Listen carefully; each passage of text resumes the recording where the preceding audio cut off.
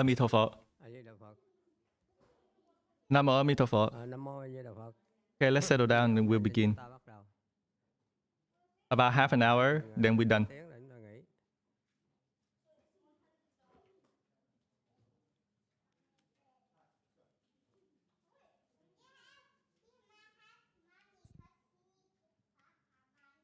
When you're ready, let me know. Ready? Hello, everybody. Namo Emitofuo. Today, Master is not present here in California, and he told me to speak the Dharma to you in half an hour. First of all, I would like to say hello to the people in Southern California and Northern California. On Sunday, you come fully when Master is not here. I'm very happy and praise your merit and virtue and your sincerity of cultivation for the Medicine Master Buddha celebration today. I don't have anything new. We will comment it about Master commentary of Medicine Master Sutra. There's nothing new for me. So today we will share with you the 12 great vows of Medicine Master Buddha. We recite his sutra, we recite his name, bow to him, but we don't know about his vow. How can we benefit from the vow?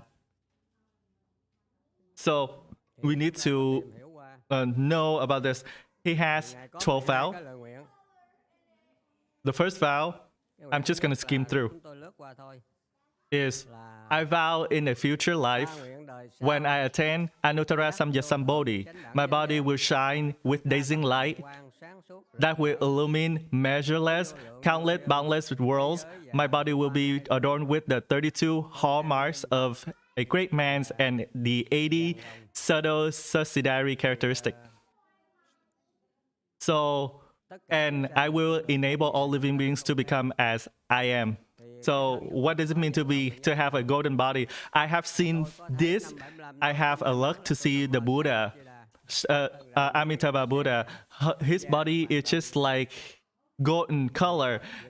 And Medicine Master Buddha, when he make a vow, he vowed to have the golden purple color body. The golden purple, it just looked like that. I vow, the second vow, I vow that in the future life, when I attain, my body will be as bright and clear as Vaidurya, flawlessly pure. So there's nothing impure about that. The third vow, I vow that in the future life, when I attain Bodhi, I will, by means of limitless, unbounded wisdom and skill in means, enable all sentient beings to obtain an inexhaustible supply of material necessities without any slightest want. This is very important. When you cultivate under his Dharma, you will attain all necessity. There's nothing slightest without the slightest want. So you need whatever you need, you will have it because of the Medicine Master Buddha shared to you. So that's why the people who cultivate Pure Land, when you go to Amitabha Buddha will take care of you. There's nothing missing. But now, at this present life, the Buddha, Medicine Master Buddha, is taking care of you.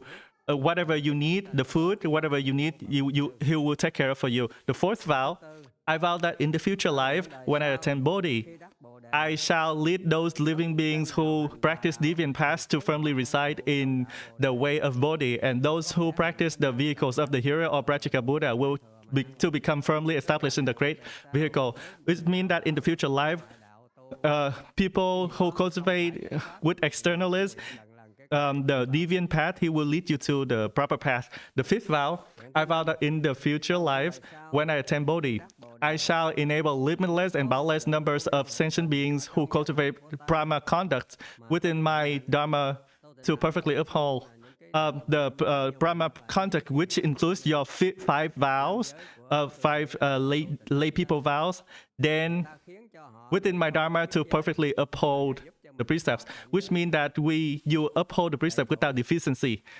uphold the three clusters of precepts without deficiency. Should there be any violation, upon hearing my name, they will regain their purity and not fall into the evil destinies. If you violate precepts, when you hear his name, you will regain the purity and you don't fall into the three evil paths. So the fifth vow is very important. It's affecting all of us. Therefore, when you see Venerable YongHua, why he organized, what you know, that every morning you recite, we recite Medicine Master Buddha, Namo, quelling disaster, lengthening life, Medicine Master Buddha. Every morning we did that. It's to help you with this benefit. When I first come to the temple, I didn't know about that. Why is that the Vietnamese temples, the Vietnamese system, they recite Namo Shakyamuni Buddha. But here, Venerable YongHua, we recite quelling disaster, lengthening life, Medicine Master Buddha. Then I know that with this vow, when we cultivate, we have this benefit. Every day we will have this benefit from Medicine Master Buddha. Shakyamuni Buddha has a different vow. It's different. That's why our master used this vow from Medicine Master Buddha, from Venerable YongHua. That's why every day in the morning we recite Medicine Master Buddha. Xiao Cai, quelling disaster is that the disaster, the accidental, whatever difficulty that you have, it's just not only the wave, the storm, thunders. And lengthening life is for you to live a longer life. So when you hear his name, your violation of precept will be restored. The sixth vow, I vow that in the future life, when I attain Bodhi, if there are sentient beings whose bodies are inferior and those whose faculties are imperfect, which means that your five organs is not perfect. You deaf, you hear, you cannot hear anything. So ugly, recalcitrant, and dull, blind, deaf, mute, deformed, paralyzed, or lame, hunchback, paralyzed or lame, hunchback, or afflicted with skin disease, insanity, or various other illness, and suffering upon hearing my name, they shall all become endowed with upright features, keen, intelligent, and perfect faculties, and they will be free from sickness and suffering. Those who have bad sickness, very bad sickness, illness, when you hear his name, you will restore your sanity, and you will be cured from illness.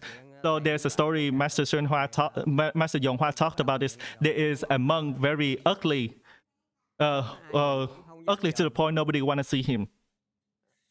So at that time, the princess came over to the temple and make offering. The princess cannot even look at his face and wouldn't dare to give the things to the gift to him. So he cried and he vowed that next life he will regain the handsome body with adorned faculty and all of that. So then he used Medicine Master Dharma to recite Medicine Master Buddha's name. So next life he become a monk and he's very handsome, he's very adorned with all characteristics, and he become a national master, the master of the king. So in this sutra, commentary, Master Talk mentioned about his names. So that's why when people got sick, they recite Medicine Master Buddha. It's not because you recite the name, it's not it cured completely. It's because gradually you cultivate, you will gradually cure your illness. If you're excellent, you cure right away.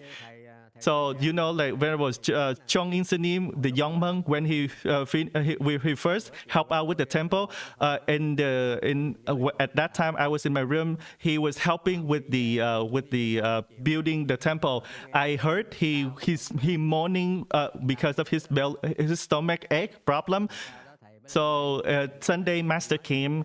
And I told Master that on Wednesday I'm going to acupuncture. So this guy don't give money, don't take the money from the monks and nuns. So I told Master that on Wednesday, this Wednesday morning I wanted to take him, but he say he's cured. How did he cure? So the Medicine Master Buddha cure him. So how did Medicine Master Buddha cure him? So the Medicine Master Buddha give him medicine on his hand and drink it. So how do you know that's medicine master? He said that he recounted that he saw the blue lapis lazuli colors. So that Buddha give me the medicine. I drink it. I got cured. I told him, and also in Phá Thang, the Dharma Treasury Temple, he saw Master YongHua was there, revisited our temple. So he asked, I asked him, what did he do there? And he just come, but I don't know. I'm just remind you from this Medicine Master Sutra commentary, even the lay people or monks and nuns, when you cultivate Mahayana, Master stressed about this. Whatever you do, you sweep the temple, you pick up the grass, and whatever you do, just do it. You create the merit and virtue for Mahayana. So naturally, your cultivation will improve. You don't have to try anything. If you don't want to create offering, sometimes you just walk by and you just meditate. Then you can sit to the point that 8 jeans that you wear to be worn out, you won't get to anywhere. The important thing is you plant blessings with the Mahayana. When you're strong, you do big things. When you weak, you just do even small thing. Whatever you do, you pick the trash, you pick up the grass, and you follow with the merit and virtue with people. You're happy. With that mindset, your cultivation will be faster with Mahayana. So it's very good thing when Master order you to do something. It's your opportunity to create blessings. Don't be sad or don't retaliate. When you have a chance, it's a chance for you to create blessings. That's why Master say plant the blessing Mahayana blessing is because of that. The 7th vow. I vow that in the future life, when I attain Bodhi, I shall cause living beings who are oppressed by many illness and who are without aid, without a place to turn, without a doctor, without medicine, without relative or without family, which means that you don't have house, you don't have family. Those who are property stricken and filled with suffering, to be cured with their sicknesses. Upon hearing my name pass by their ear, they will be peaceful, blissful in the body and mind. They will have a family and relative and acquire abundant property of wealth and ultimately realize Bodhi. Which means that when you're lonely, you don't have family, whatever, you're poor, you're sick.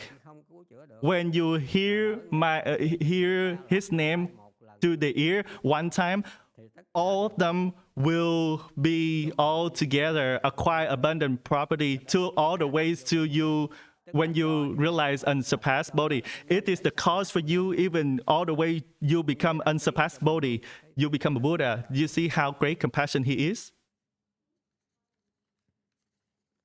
So this time when I hear Medicine Master, I don't read deeply into this. When Master told me to do, that's why I open it, I observe. I open it, I share with you about this. So it's very good. There's at the temple, there's a nun. She's 83 years old. She lived a home life back in the day at Luman Temple. Me, and the young Shami, in the morning we do morning recitation at 5 o'clock. She cannot walk. She cannot stand. She cannot stand up. She's really sick. So 5 o'clock, she doesn't have family. She's lonely. At least you have to call them at 7 or 8 o'clock. So I just try. I went to the water filter. I get the paper cup. I recite 108 times to that water in the Medicine Master mantra to that water cup. Whoever trying to beat her up, I'm going to recite this mantra into the cup. I suggest that I split the blessings into merit and virtue. Recite from this to the creditor and her 50-50. If you don't agree, and you angry, hatred at her, I vow that this water will become just pure water. So I don't meddle with you, it just become a water. If you agree, then we share 50-50. And she cured from illness. Then 108 times is not that fast. So at night, so I went to the kitchen, I recite, she had to stay there, she could not walk into her room. So she agreed, I told her and she agreed, 50-50 is okay. You know what happened? Did you believe 5 minutes later after she drank it, she cured. This is very important, I want to tell you about this. Very important, when you got sick, it's not naturally you sick, it's because of your creditor attacking you. You cause the whatever happened in the past. Now they claim the credit to you. You say that, oh, I have a powerful master. I have voodoo. I'm gonna voodoo you. That's you trying to beat up on other people. That's not. So if you are the third strike of martial art, you go and you beat up on other people. That's not fair. So that's the reason why I tell the lady this nun 50-50. I'm just gonna beg the creditor. I'm just gonna pay 50%. If you have million, you cannot pay much. You pay 500. If you good, excellent. You dedicate 100%. If you cannot, just 50-50. You beg to don't feel like you're arrogant. You say, oh, I'm good. So you try to challenge them. They will beat you up. You're the same thing. You create offense to other people. You spit on other people, spit on your face. You don't agree with that, right? So you have to apologize. You need to have an attitude. Your attitude matters. You don't think that you recite mantra and you say, oh, I have Surangama mantra. It's powerful. I'm trying to beat up on other people. No, you cannot do that. Even this powerful, your Dharma protector would not aid you. It's not right. I'm telling you. So she cured. So she become arrogant. So 9 o'clock in the morning, she come out and she say, oh, she far away. She say, oh, very well, Shinchu, so good. You introduce this mantra to you. I become powerful now because I have power. I beat them up so bad. I beat the hell out of them. So I win. So you know what happened? I cannot cover her mouth. 5 minutes later, I become sick. I become sick in 5 minutes, and she also sick as well. Then during lunch, we just by the temple. Master and Venerable Xian went to the temple, WMT to fix the temple. So she came back and she looked at me. He know about that. He laughed and he said, "Why don't you meddle more?" And I said, I understand, Master. I just feel sad because I feel compelled to help. The morning she cooked for me. She cooked for us, so I compelled to help her. So Master say, oh, then meddle more. So that's why you recite mantra, recite Buddha names. You gotta be careful. You have to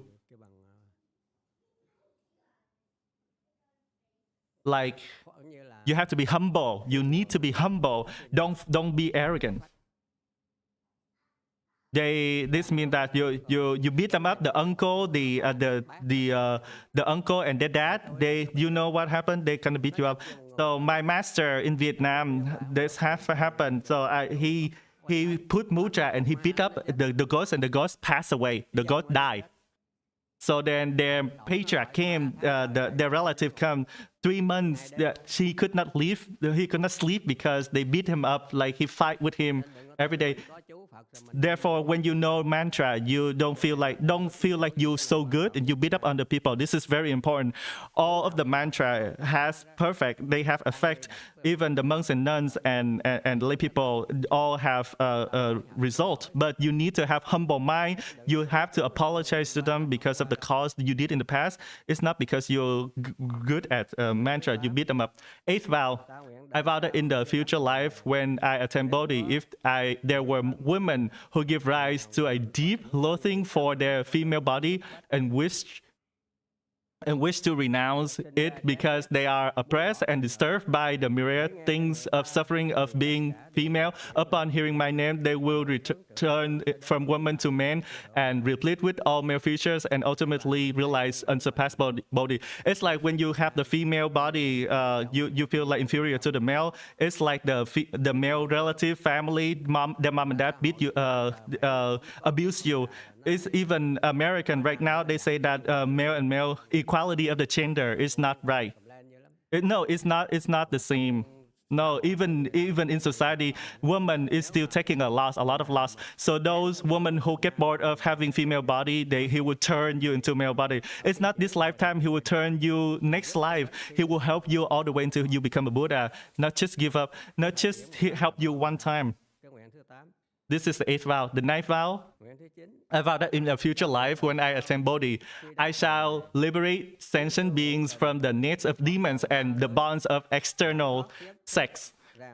It means that when you got incantation, when you got voodooed, or you got incantated, So you are in the net of the demons. So when you recite the Buddha names, if they fall into the dense forest of evil views, I shall,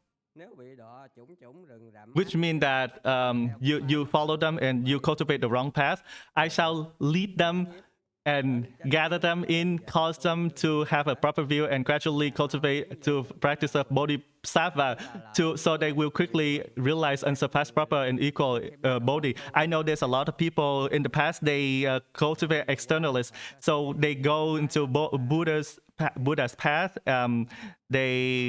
They cultivate, they got troubles. When you recite Buddha's names, Medicine Master Buddha names, you will stay away from the evil path, and you will attain the Buddha path, proper path. That's why this is the vow of Medicine Master Buddha. You need to recite his name. Master, he has a externalist came to him to take refuge with him. She, after taking refuge, she got punishment from the other side, and Master get in trouble as well. Because of therefore, we relies on Medicine Master Buddha blessings. That's why Master YongHua very good. He every morning we circumambulate recite Medicine Master Buddha names. You only listen to his name once. So we recite his name 10 minutes, walking around. You will have a lot of benefit. 10. Great 10 vow. I vow that in the future life, when I attain Bodhi, I shall cause sentient beings who fall into the hands of the law and bound and incarcerated, whipped, beaten, fetters, imprisoned, sent to execution, or subjected to endless disaster, hardships, abuse, and humiliation, so that they are torn by grief and distress and suffering in body and mind, to obtain, upon hearing my name, liberation from all worries and suffering by means of my blessings, virtues, and awesome spiritual power. It's like when you get the bathing sickle and feather from the king. When you hear his name and by his virtues, blessings, so you will liberate from that suffering. You know, we have 42 hands and eyes, right? Number 16, the axe. I tried it already. It's very powerful. Very good. So I turned right, and I didn't see the sign. They say, no, turn right on red, so I don't stop. I go through. So then they took picture of me and they sent it back to me. So they took pictures. Then how can I argue? Then the other guys told me to hire a lawyer. So I hired a lawyer for $250. $250. So you have to go to Los Angeles court to pay $499. Blah blah blah. You need to see the court. Then I asked the lawyer to intervene. So the lawyer will take $250 if they win. If not, then he will split half of you to you. So then I recite number 16, and the letter sent back to me, not guilty. I don't get in trouble. Number 16 is like similar to this vow. You escape from, liberate from the law into the hands of law. So number 16, every day I just recite 10 minutes. It's also similar to this vow. Number 16, the axe.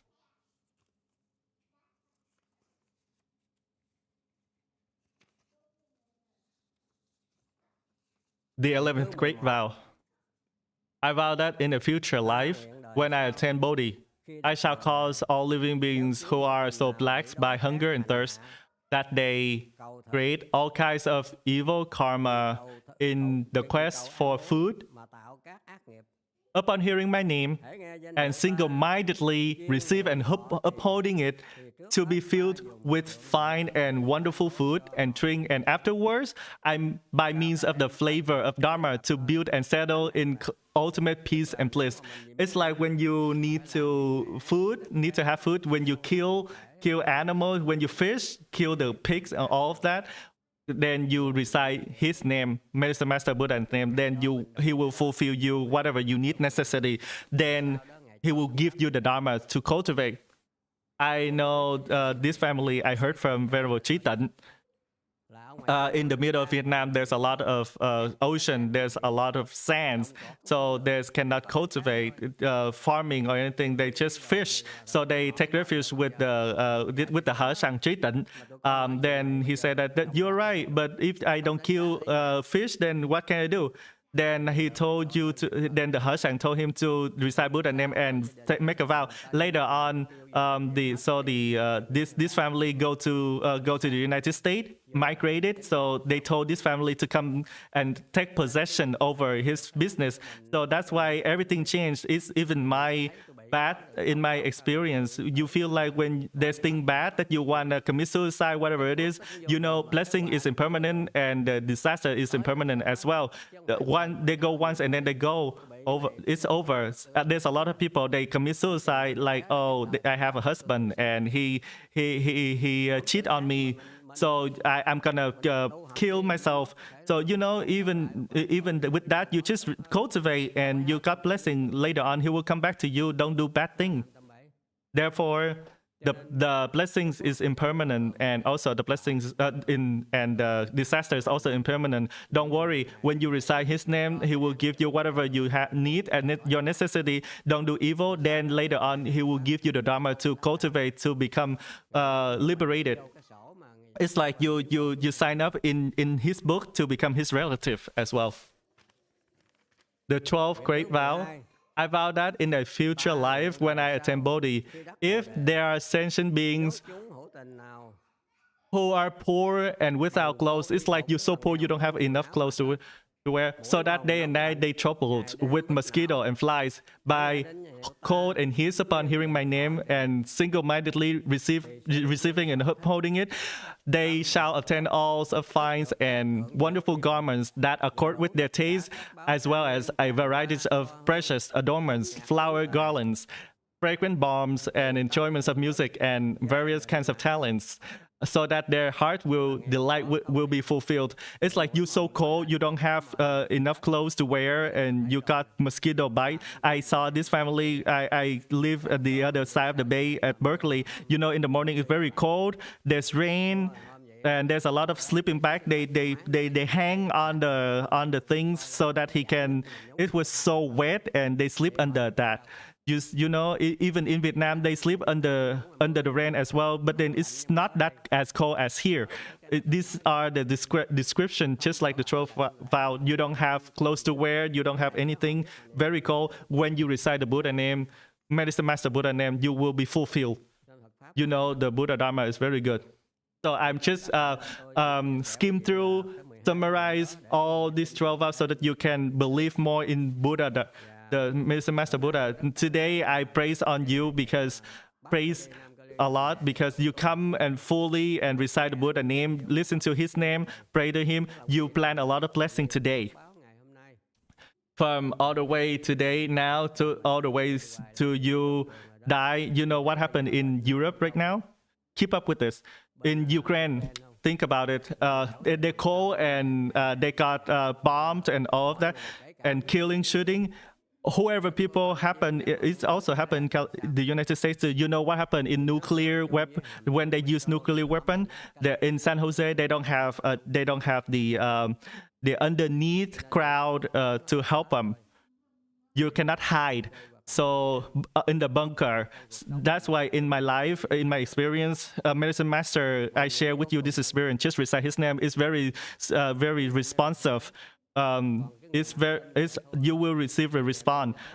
It's very good. It's magical. If you don't believe in Medicine Master, just recite. You don't recite Medicine Master, just recite Kuan Yin. You know why in Vietnam a lot of people recite Kuan Yin? Because in Vietnam there's a lot of war. Continuous. When you walk like this, and sometimes there's a bag in the back. They put the bomb in the back, and the grenade in the back and just explode. Kuan Yin is quick and fast. It's very responsive. His Kuan Yin vow is spontaneous, and Medicine Master Buddha is for a long time. So for me, my situation, there's a lot of time I need help from Kuan Yin Bodhisattva. When with my life, when I sit there, I have a feeling I just die right there. the bomb will be there. That's why every day we recite Kuan Yin names. Just for the two names, you can use both. To teach your relative, teach your next generation. Yeah, that's my experience. I share with them. It's like when you stay in the river, there's a lot of kids, so they go to the water, they fall and they get drowned. That's why you need to teach them to recite Kuan Yin. Whatever happened, you're not there to help them. So when you recite the Kuan Yin, help them, then your family will be safe. Your kids will be safe. This is my experience for years. Until when I recite Kuan Yin Bodhisattva, I have a grateful mind. I bring my mind. I told her that I don't know. I cannot recount how many times you had helped me. So many times. Just recite Namo Kuan Yin Bodhisattva or Medicine Master Buddha. Just that's okay. When you recite, when you feel like you're safe and you're peaceful with it, that's your condition with him or her. His master doesn't have a spiritual power. He could not see, like, you don't plant the blessing with the people from the past. Which Buddha in the past? When you feel like you have peaceful, just recite and teach your kids to recite as well. For example, Nhật Liên, Dharma master, Rư Lian, he also specialized on recite Namo Dharma Flower Sutra. Great vehicle, Dharma Flower. Back in Japan, there's wars, there's disaster calamities. The Japanese people is really in bad shape at that time. So he has to recite Namo Dharma Flowers Sutra so that they can increase the blessings. And then the government think that they did the deviant path, and they talk to the king, and he just keep recite. So then they say, then the king say, execute him, just kill him. So he doesn't have any kill. He just recite Namo great vehicle, Dharma Flower Sutra. It's just the sutra names. So then at the end, the king ordered the execution, and the order got to the samurai. It's just like the police. So drive him to the to the island to kill him. No, they don't kill in the island. They tie him in the raft, and carry him out. It's, in the middle, there's a thunder strike and destroy the shackle and feather. Then the samurai was scared and they ran away. It's the God that helped. Even this execution, they can be saved. Even the boss trying to hurt you, harm you is cannot. I know the lady is 30 years old or something. She comes sometime. There's day that she came to me and complained to me that she divorced with her husband, and she raised a kid, and she just bought a car. She could not pay the car and even the house, and she has to take care of her own mother. And the supervisor is really mean. So she doesn't want to talk to the boss, because two people will get together and attack her, and she asked me to help, but I don't know how to help. So I have a experience. You go back to home and recite Kuan Yin 3 days for me. Namo is to help me. I take refuge to you. Please help me. So you recite 3 days, and then you come to talk to the boss. Don't talk about bad thing about it. So after a week, she come back and she told me that she did exactly what I told her. So then I understand. I'm gonna send you to a different line so that you don't meet with this supervisor as well. I will not tell him that you meet with me and complain about this. So later on, the company was bankrupt and they got destroyed. Then she cannot pay. Then she was scared because there's a lot of money for mortgage, family to feed the kid, and the mothers, because she's the bread holder in the family. I don't know. There's a stranger come and just guide her and bring her to the next company and trying to help her with the same job. So that day she told me she cried. Even this is my friend. She cried. This lady doesn't know anything. I don't know what happened. This strange lady just picked me and take me to that company. She doesn't know me. That's why she bring forth of a fulfilling, great, strange feeling. You know, it's very magical. In your life, you have Medicine Master Buddha and Guan Yin Bodhisattva. There's a lot of people will help you. You have a lot of place to take refuge. Just cultivate and teach your kids, and you will be peace and happy. Even you're here or in Europe, or you know, the nuclear bomb happened, you will still have a place to refuge. You know what happened? You live in this Saha world. This is what it is. Therefore, today, in summary, I just share with you there's a benefit of Medicine Master Buddha. Also, second is Guan Yin Bodhisattva benefit. To share with you the experience so that you have more peace, more faith in the Buddha and the Dharmas. Okay, let's finish. Do you have any question? Then we go lunch offering. Okay, second thing I want to share with you is that there's a benefit. Later on, we will do lunch offerings. We eat lunch, we do lunch offering. Guan Yin Bodhisattva said in great vehicle, adorn adorn jewel samadhi sutra. Whoever make off the Guan Yin Bodhisattva say, whoever make offering to Buddha one time, I cannot count how many blessings do they have. It's the same thing. So at home, when before you eat, you just you teach your husband, your kids, your wife, your mom and dad, just look before you eat. You just put your palm together and make offering to the Buddha jewel, triple jewel of the 10 direction and the God. But that is one time you do it. You make offering, you know, every day, 365 days, you make offering, you know how many blessings you have, right? For sure, when you rebirth, when you come back to this world, you have a lot of blessings. You won't be able to, for sure, you won't be able to be poor and don't have food to eat. This is Guan Yin Bodhisattva tell you, there's free. Like you go to the restaurant, you order a noodle, you look at the noodle, before you eat, you just say, I would like to make offering to the triple jewel of the 10 directions. Don't be scared of this is the meat food. This is okay. You don't kill the animal. This animal, that's okay. This Hinayana, they do exactly the same thing. Just dedicate merit and virtue. Okay, that's it. Thank you, everybody. Goodbye.